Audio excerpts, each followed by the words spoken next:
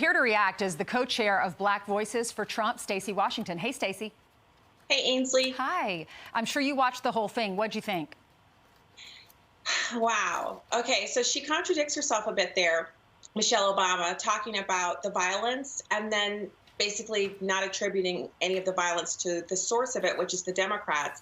But I think one of the biggest misses for this closing argument for her is the fact that she's ignoring that the primary victims of the violence and the burned neighborhoods, and specifically the loss of businesses, the loss of that revenue and jobs, are Black Americans. And so she spent a lot of her political capital as First Lady. She did a lot of things that, there were the gardens and the lunch program and all of that.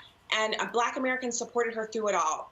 She and her husband did a fantastic job of raising their daughters in the White House. They have a great marriage. I've always complimented them on the things that they do that are positive, like the mentoring program from President Obama. But in this case, she takes all of that loyalty from Black Americans, where we voted for her. Over 95% of Black Americans voted for her husband. The book purchases of her book, Becoming, everything she's done, Black America has supported her.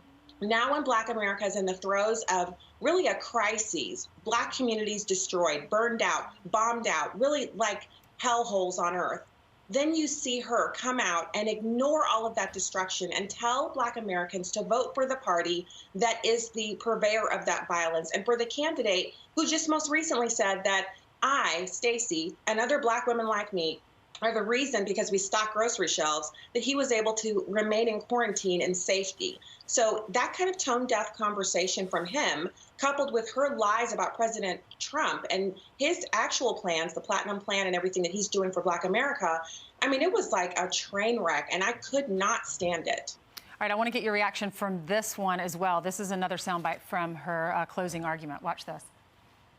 Stoking fears about Black and brown Americans, lying about how minorities will destroy the suburbs, whipping up violence and intimidation, and they're pinning it all on what's been an overwhelmingly peaceful movement.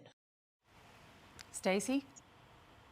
So, Ainsley, first of all, President Trump is aware. I've sat in the briefing room outside the Oval Office with him for over an hour. He's aware that 52% of Black Americans live in the suburbs. So this is not an issue of Black Americans destroying the suburbs. President Trump was speaking of an Obama-era rule that would take away local control from suburban homes like myself. I'm Black, I live in the suburbs, and make it possible for them to put high-density, low-income housing right next to me on the lot next door, where presently my subdivision has a 3-acre minimum. So this is about local control. It's not about Black people.